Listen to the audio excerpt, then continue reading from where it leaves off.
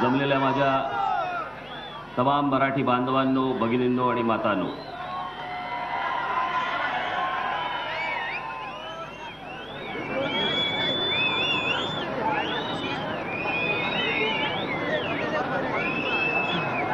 लोकसभेच्या निवडणुकांना तुम्ही आम्ही सर्वच जण सामोरे जात आहोत. आज माझ्या 2 सभा आहेत, एक इथे आणि एक नाशिक शहरात.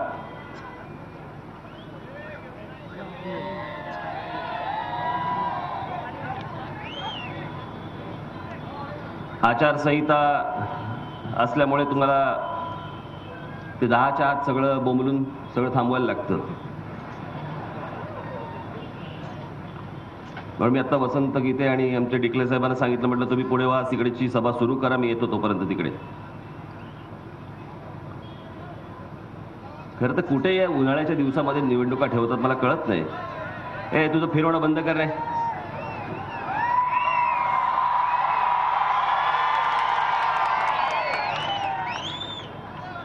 राहू दे, आहे तिकडेच राहू दे.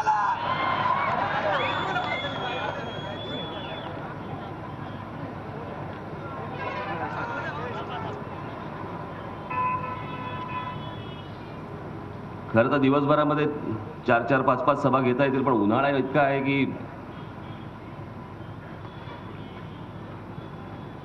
तुम्हाला तिकडे बोलवायचं, आम्ही तिकडे भाषण करायची. बरं, बरेच जण असे असतात नेते, त्यांच्या डोक्यावर छप्पर असतं, त्यांना ऊन लागत नाही. बाकी सगळे तुम्ही उन्हात. आणि म्हणून संध्याकाळच्या वेळेला तुम्हालाही बरं असतं. म्हणून मला इथे जे काय बोलायचं मी थोडक्यात आपल्याशी बोलीन आणि मला पुढच्या सभेला निघावं लागेल.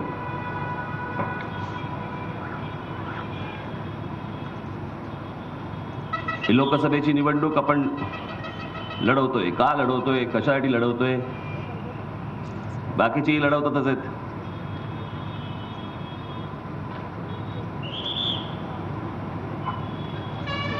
इतकी वर्ष मी ज्या गोष्टींसाठी आंदोलन करतोय, इतकी वर्ष ज्याच्यासाठी मी भांडतोय, भाषण करतोय, बोलतोय,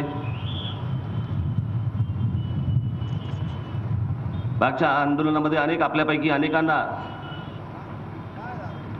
तडीपाऱ्या झाल्या, अटक झाली, अनेक गोष्टी झाल्या, मलाही झाल्या. माझ्यावरती तर आता महाराष्ट्रामध्ये आणि महाराष्ट्राच्या बाहेर जवळपास 94 केसेस आहेत. सेंचुरीला 6 बाकी आहेत. आणि ते बरं, माझा थोबाड असा आहे की त्या 6 व्हायला किती वेळ लागतो.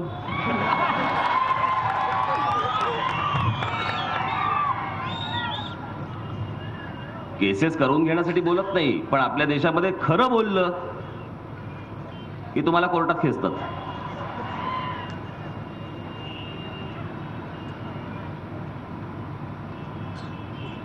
मागच्या वेळेला मी इथे जेव्हा निवडणुकीला आलो त्यावेळेला ते विषय होते, तेच विषय आजही मला आता मगाशी सगळेजण सांगत होते. शेतकऱ्यांचे प्रश्न आहेत, परंतु स्थानिक बेरोजगारांचा प्रश्न, कंपन्या येत आहेत, उभ्या राहत आहेत, पण विचार तुमचा केला जात नाही. माणसं बाहेरून आणली जातात.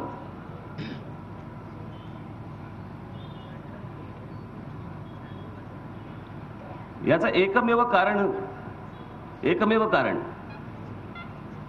ज्या लोकांना इतकी वर्ष बसवलंय त्याच लोकांना आपण सतत निवडून देत गेलो. आणि म्हणून जे निवडून गेले त्यांनी तुम्हाला गृहीत धरलं सगळ्यांना. यांच्यासाठी काम नाही केलं तरी चालेल, यांना नोकऱ्या नाही दिल्या तरी चालतील. निवडणुकीला हे फक्त आपल्याला मतदान करतील, मोकळे होतील. हा त्यांचा समज जोपर्यंत तुम्ही दूर करत नाही, यांना जोपर्यंत या काँग्रेसवाल्यांना घरी बसवत नाही, तोपर्यंत ही गोष्ट घडणार नाही. कारण ह्यांना कोणाला आत्मीयताच नावाची गोष्ट नाही तुमच्याबद्दल. मी तुम्हाला एक आत्मीयतेचं उदाहरण म्हणून सांगतो की राज्यकर्ता कसा असावा, ज्याला आपण निवडून देतो तो माणूस कसा असावा, त्यांनी कशा प्रकारचा विचार केला पाहिजे. मध्यंतरी एक झाले त्याला 2-3-4 वर्ष झाली, एक व्यक्ती माझ्याकडे आली होती. उद्योगपती होते, त्याला 4 वर्ष झाली असतील त्याला. आणि ते मला सांगत होते की मी हिमाचल प्रदेशमध्ये एक पॉवर प्लांट टाकलाय म्हणे. म्हटलं महाराष्ट्रात का नाही टाकला? ते बोलले नाही, पण म्हणे इथे मी प्रयत्न केले पण माझ्याकडे इथे काही मला तसं यश मिळालं नाही. मी हिमाचल प्रदेशमध्ये टाकला. गंमत बघा, राज्यकर्ते जर खंबीर असतील तर प्रशासकीय अधिकारी त्यांच्यानंतर त्यांच्या खालचे देखील तसेच वागतात. त्या माणसाने सांगितलं की मी ज्या वेळेला तिथे उद्योग टाकायचा म्हणून त्यांना मी ज्याला सांगितलं की मला असं टाकायचंय की जो पॉवर प्लांट तुम्ही टाकणार आहात त्याच्यामध्ये 80% स्थानिक मुलांना तुम्ही तिथे नोकरीला लावणार आहात हे पहिल्यांदा लिहून द्या, तुम्हाला आम्ही आठवड्याभरात सँक्शन देतो. बघा, तिथले अधिकारी सांगतायत. याचं कारण राज्यकर्त्यांचा दबाव की कुठचाही उद्योग जर इकडे येणार असेल तर पहिल्यांदा तुम्ही त्यांना ही अट घाला, बाकीच्या गोष्टी आपण त्यांना सुखकर करू.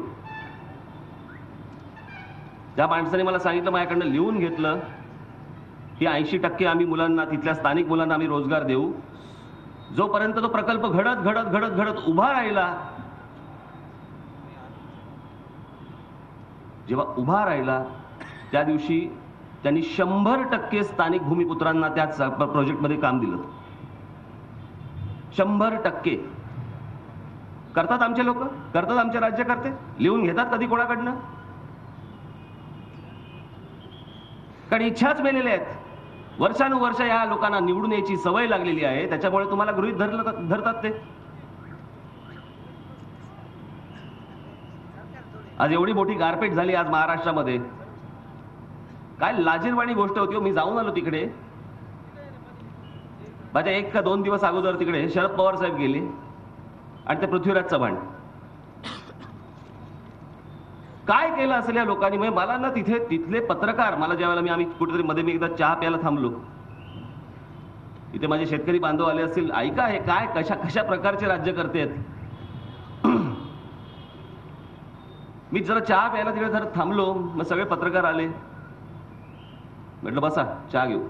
आणि मग ते मला एक गोष्टी सांगायला लागले. काय केलं असेल या दोघांनी जाऊन तिकडे? गारपीट झाली आहे त्या संपूर्ण भागात, इथे इथपर्यंत सगळीकडे, नाशिक बिशिक पर्यंत सगळीकडे झालं. शरद पवार साहेब हे राष्ट्रवादीच्या मतदारसंघांमध्ये फिरले आणि पृथ्वीराज चव्हाण हे काँग्रेसच्या मतदारसंघात फिरले. गारपीटग्रस्त शेतकऱ्यांकडे पाहताना देखील तुमच्या मतदारसंघाप्रमाणे तुम्ही बघणार आहात. मदत देखील तुम्ही त्यांच्या त्याप्रमाणे करणार आहात, कारण निवडणुका समोर आहेत म्हणून, लागलेल्या निवडणुका आहेत.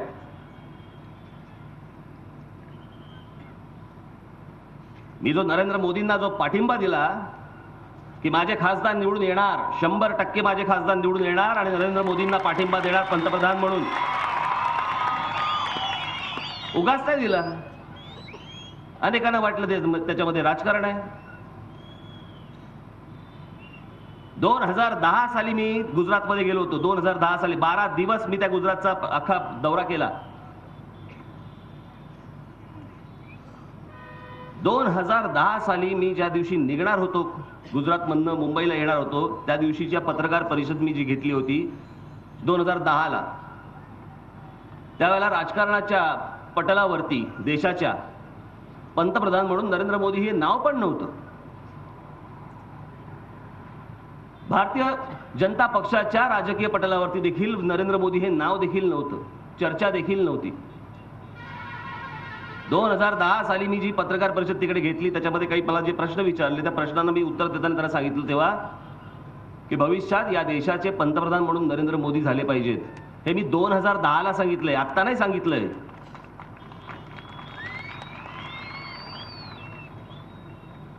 याचं कारण त्या माणसाच्या त्याची कामाची पद्धत मी पाहून आलो.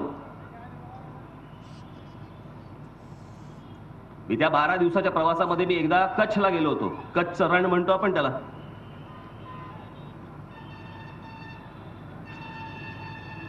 मी ज्यावेळेला तिकडे गेलो तिथे अनेकांना भेटत होतो, बोलत होतो. तिथे एक शेतकरी बांधव मला भेटले. मला बोलले आमच्या इकडे तुम्ही एक 15 मिनिटासाठी या. मी गेलो तिकडे. गेलो. त्यांचं असं प्रचंड मोठी शेती होती, ठिबक सिंचनावरची शेती होती आणि संपूर्ण समोर माझ्या एक मोठ्याच्या मोठं टेबल लावलं होतं. त्याच्यावरती असंख्य प्रकारची वेगवेगळी फळं होती.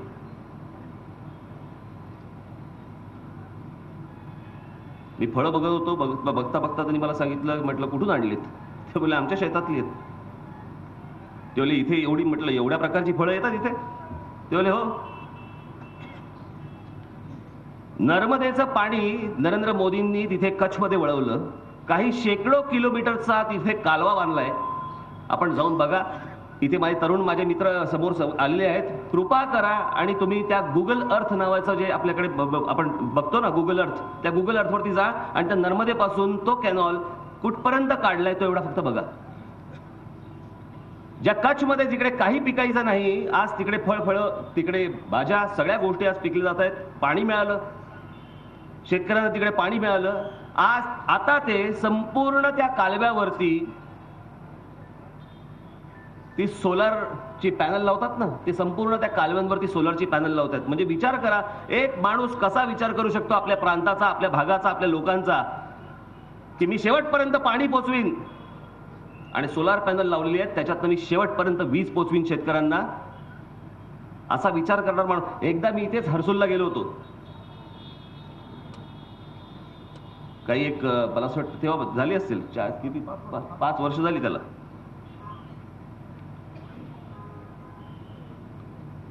मी मुंबईला आलो.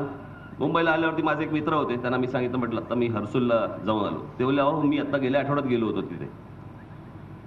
मला म्हणले संध्याकाळची वेळ होती आणि सगळा काळोख पडला होता तिकडे. काळोख म्हणजे काय, लोड शेडिंग. सगळा काळोख होता म्हणे. आम्ही जात होतो, रस्ता चालला होता. मला एक लांब असा एक दिवा दिसला. म्हणून त्या माझ्या मित्रांनी त्यांना विचारलं, त्याच्या बरोबर जे लोक होते त्यांना विचारलं की म्हणे काय लाईट गेले सांगतात, ते काय समोर दिवा दिसतोय ना? ते बोलले नाही, ते गुजरात आहे.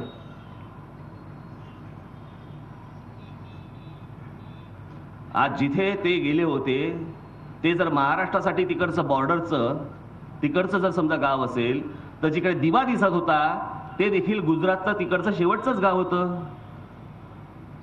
तिथपर्यंत जर ते वीज पोचवू शकतात. आमच्याकडे अजूनही चालू आहे लोड शेडिंग, अजूनही चालू आहे. आणि त्याच्यावरती थट्टा म्हणून मला असं वाटतं, मी आता बोलल्यावर मला माहिती आहे तुम्ही हसणार आहात, पण या गोष्टींचा गांभीर्याने आपण विचार, तुमच्याकडे बघण्याचा दृष्टिकोन कसा. काय मध्यंतरी बोलले अजित पवार, पाणी येत नसेल तर मी जाऊन काय कालव्यात मुतू?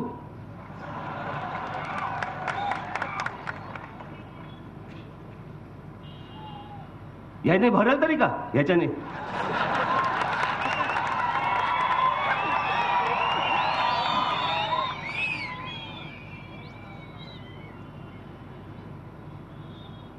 जे आत मनात होतं तेच तोंडात आलं. आणि जे मनात होतं ही तुमच्याबद्दलची भावना होती की काय करू मुतू. हे असले राज्यकर्ते डोक्यावरती आपण घेऊन बसल्यावरती काय होणार आहे? यांना तुम्हाला दणका द्यावाच लागेल. हीच ती निवडणूक. तो हातही छटावा लागेल आणि हातावरचं घड्याळही काढावं लागेल.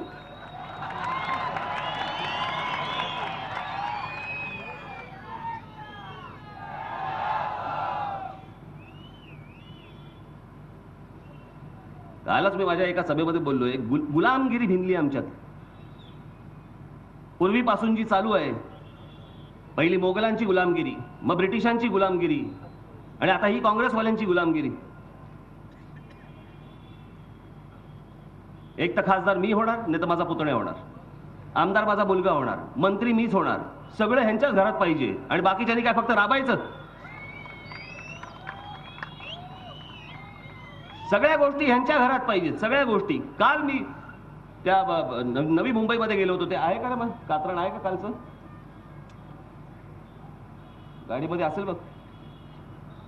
मी जे सतत तुम्हाला बोलतो ना की तुम्हाला गृहीत धरलं जातं, गणेश नाईकांचं स्टेटमेंट आहे. गणेश नाईक राष्ट्रवादी काँग्रेसचे नवी मुंबईचे.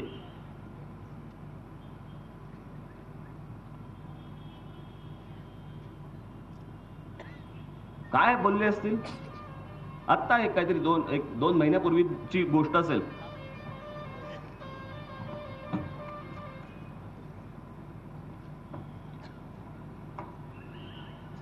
मला ह्याच्यावरतीही माहिती आहे, मला तुम्ही हसणार आहात, कारण आम्हाला त्याचं काही वाटत नाही ना. समोरच्याने येऊन आमच्या कानफडात मारली काय, आम्हाला लाता घातल्या काय, आमचा अपमान केला काय, काही फरक पडत नाही. आम्ही हसायला मोकळे होत. पण हे जे गोष्ट बोलतायत याच्यातनं तुम्हाला लक्षात आलं पाहिजे की तुम्हाला सगळ्यांना गृहीत धरतायत. तुम्हाला मतदार म्हणून गृहीत धरतायत. मराठी मतदार ना, हा मराठी मतदार जाईल कुठे? हा येईलच आमच्या मागे. आम्हाला काळजी दुसऱ्यांची. माझ्या या महाराष्ट्रामध्ये आमच्याकडच्या राज्यकर्त्यांना, नेत्यांना दुसऱ्यांची या मतांची काळजी जास्ती वाटते.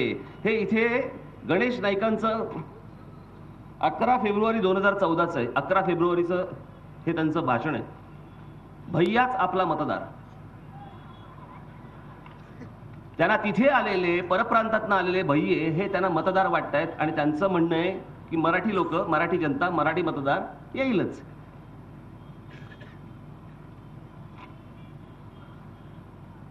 उत्तर प्रदेश आणि बिहारहून येथे येऊन वास्तव्य करीत असलेले नागरिक हे आपले हक्काचे मतदार असून लोकसभा निवडणुकीच्या काळात म्हणजे 30 एप्रिल पर्यंत त्यांना त्यांच्या गावी जाऊ देऊ नका असे बजावताना 30 एप्रिल नंतर त्यांच्या रेल्वे तिकिटाचे आरक्षण आपण मिळवून देऊ. तुम्हाला कधी सांगितलंय का रे? तुम्हाला कधी रेल्वेचं आरक्षण मिळवून देऊ, अशी गोष्ट करून देऊ, कधी सांगितले? काही नाही. कारण आम्हाला माहिती आहे हे हसणार आणि मोकळे होणार. अपमान काय नावाची गोष्ट असते, हा तुमचा अपमान आहे. हा या महाराष्ट्रातल्या मराठी जनतेचा अपमान आहे की दुसऱ्यांवरती हे अवलंबून राहतात आणि तुम्हाला गृहीत धरतात. आज सर्वात जास्ती लोक आज सगळे परप्रांतामधनं आज या महाराष्ट्रामध्ये येत आहेत. कुठे येत आहेत? नाशिक जिल्ह्यात येत आहेत, ठाणे जिल्ह्यात जात आहेत, भरून गेलेत सगळे. आणि हे मी वारंवार आपल्याला सांगतोय की ही नुसती लोक येत नाहीयेत. एखादा माणूस कामासाठी या देशामधला कुठे इथून तिकडे गेला, कामासाठी काम करतोय, ठीक आहे, पण हे नुसतं काम नाहीये, हे मतदारसंघ बनवतायत. आज गणेश नाईकाला बोलायची वेळ आली की तुमच्यावरती बाबांनो, तुमच्यावरती मी अवलंबून आहे, जाऊ नका. हीच परिस्थिती उद्या नाशिकमध्ये होईल. इगतपुरीला हीच परिस्थिती, संपूर्ण राज्यामध्ये हीच परिस्थिती. प्रत्येक ठिकाणी हे जातील आणि आपापले मतदारसंघ उभे करतील आणि आपल्या मराठी नेत्यांना यांच्या समोर गुडघे टेकायला लागतील.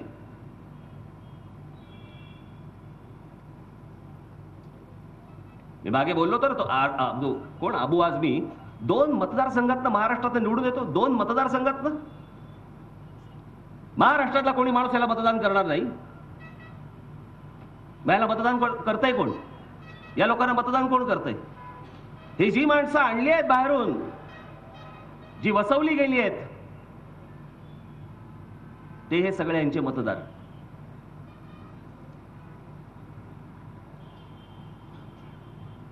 महाराष्ट्रातला एक तरी माणूस जर दाखवा मला, एक तरी नेता दाखवा जो महाराष्ट्रामध्ये 2 मतदारसंघामधून निवडून येईल.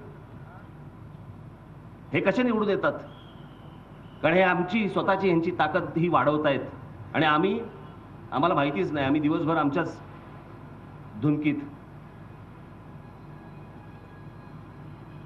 याशीच जर माणसं ही राज्यावरती राहिली, याचीच जर माणसं ही समजा केंद्रामध्ये जात राहिली, लोकसभेमध्ये जात राहिली, कोणी मांडायचे हो लोकसभेत तुमचे प्रश्न? या अगोदरचे जे खासदार होते, भुजबळांचे पुतळे, काय मांडलं तुमची मतं? काय विषय मांडले आतापर्यंत? काय मजाक लावलाय निवडणुका म्हणजे? इथे येऊन नुसती भाषणं करायची, तुम्ही मतदानाच्या दिवशी रांगेमध्ये उभं राहायचं, मतदान करायचं आणि पुढे काही नाही होणार, काही नाही.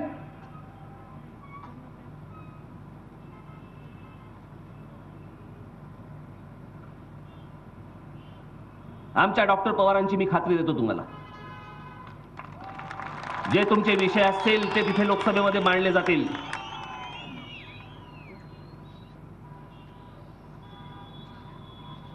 डॉक्टर आहेत, संवेदनशील आहेत, इथल्या प्रश्नांची जाण असलेला माणूस आहे आणि अशी माणसं तिकडे जाणं गरजेचं आहे. उद्या मोदींचं सरकार तिकडे येईलच, मोदी पंतप्रधान बनतीलच. ते बनल्यानंतर त्यांना जर समजा इथे नाशिकमध्ये काही करायचं असेल तर सांगणारे चांगली माणसं तर पाहिजेत. काँग्रेस तर येणार नाहीच आहे. कोण राहुल गांधीकडे बघून कोण मतदान तरी करेल का मला जर सांगा. मी परवा दिवशी बघितलं एक मुंबईमध्ये, इथे लागलेत की नाही मला माहिती नाही, मुंबईमध्ये गाडीतनं चाललो होतो, म्हटलं लग्न झालेला फोटो टाकला का काय झालं.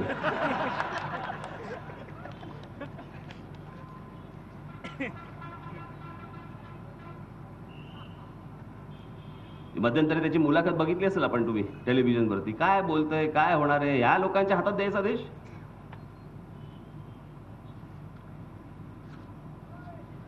दहा वर्ष गेली, ही लोक सत्तेवरती आहेत. मला नेहमी हा एक प्रश्न, नेहमी पडलेला प्रश्न असतो हा. निवडणुका आल्या की आम्ही फक्त त्याच विषयावरती बोलायचा कंटाळा येतो. कंटाळा आम्हाला बोलून कंटाळा येतो, तुम्हाला ऐकून कंटाळा कसा येत नाही. तीच माणसं येतात, सगळं तेच बोलत असतात. नोकऱ्या देऊ, रस्ते देऊ, पाणी देऊ, वीज देऊ. 1947 साली स्वातंत्र्य मिळालं भारताला. 52 साली पहिली निवडणूक झाली लोकसभेची. 52 साल ते 2014 आम्ही अजून त्याच 4 गोष्टींवरती बोलतो. रस्ते देऊ, पाणी देऊ, वीज देऊ, नोकऱ्या देऊ. 10 वर्ष कशाला म्हणतात हो? 10 वर्ष हातात सत्ता असणं हे कशाला म्हणतात? बाहेरच्या देशांमध्ये जरा बघा, 10 वर्षात त्यांनी काय चमत्कार करून ठेवलेत. आणि ते चमत्कार होतात याचं कारण तुमच्याबद्दलची आस्था, जनतेबद्दलची त्यांना असलेली आस्था, याच्यातनं ती गोष्ट घडते. जर एखाद्या राज्यकर्त्याने काम नाही केलं तर तिथली जनता एकत्र येते आणि त्याला निवडणुकीमध्ये पाडते, हाकलून देते. आणि जनता अशी वागू शकते या भीतीने हे राज्यकर्ते तिथे काम करत असतात. त्यात काही जणांची आस्थाही असते, काही जणांना भीतीही असते. ती भीती तुमची वाटली पाहिजे की जर आपण यांच्यासाठी जर काही काम केलं नाही तर हे आपल्याला पाडतील. या प्रकारची भीती तुमच्याकडनं वाटली पाहिजे राजकारणातल्या लोकांना. अन्यथा काय, कोणी येतं आणि आपलं भाषण करतंय आणि कोणी कोणाला निवडून देतंय. एक गोष्ट आपण तीही बघितली पाहिजे पहिल्यांदा, की पहिल्यांदा खासदाराचं काम काय, आमदाराचं काम काय, नगरसेवकाचं काम काय. मी खाल उदाहरण दिलं ना माझ्याकडे. एकदा ते विद्याधर गोखले आपले ज्येष्ठ पत्रकार, आता नाही येते, मोठा माणूस, खासदार झाले. खासदार झाल्यानंतर एके दिवशी ते मला भेटले. मला बोलले, अहो काय करायचं हो लोकांचं. म्हटलं काय झालं. अहो तो परवा दिवशी एक जण माझ्याकडे आला, मला बोलला की साहेब आमच्या गल्लीतलं गटाराचं झाकण पळवलंय कोणीतरी, काय करता येईल. आता हे काय संसदेत मांडायचं, याच्या गल्लीतल्या गटाराचं झाकण गेलं ते. कोणत्या गोष्टीसाठी आपण कोणाला भेटलं पाहिजे हे पण आपल्यालाच कळलं पाहिजे. आणि त्या प्रकारची जाण असलेला उमेदवार मी आज आपल्या समोर डॉक्टर पवारांच्या रूपाने तिकडे दिलेला आहे. आपले जे प्रश्न असतील, या महाराष्ट्राचे प्रश्न असतील, नाशिक जिल्ह्याचे प्रश्न असतील, ते डॉक्टर पवार आपण जेव्हा त्यांना खासदार बनवाल, ते खासदार बनवल्यानंतर ते तिथे संसदेमध्ये हे प्रश्न मांडतील आणि त्याचा मी पाठपुरावा मी करीन. हे आपण सर्वांनी नीट ध्यानात ठेवा. आणि म्हणून आपल्याला फक्त एकच सांगेन, मला पुढच्या सभेला मला निघायचंय. येणाऱ्या 24 तारखेला आपण रेल्वे इंजिन या निशाणीवरती बटन दाबून, डॉक्टर कुठे आहेत, इकडे या बाजूला. उंचीत फरक खूप आहे पण लक्षात घ्या. आणि डॉक्टर पवार यांना आपण येत्या 24 तारखेला आपण रेल्वे इंजिन या बटनावरती बटन दाबून आपण त्यांना प्रचंड मताने त्यांना विजयी कराल अशी आशा बाळगतो, अपेक्षा बाळगतो आणि आपली सर्वांची मी रजा घेतो. जय हिंद, जय महाराष्ट्र. झी 24 तास रहा एक पाऊल पुढे.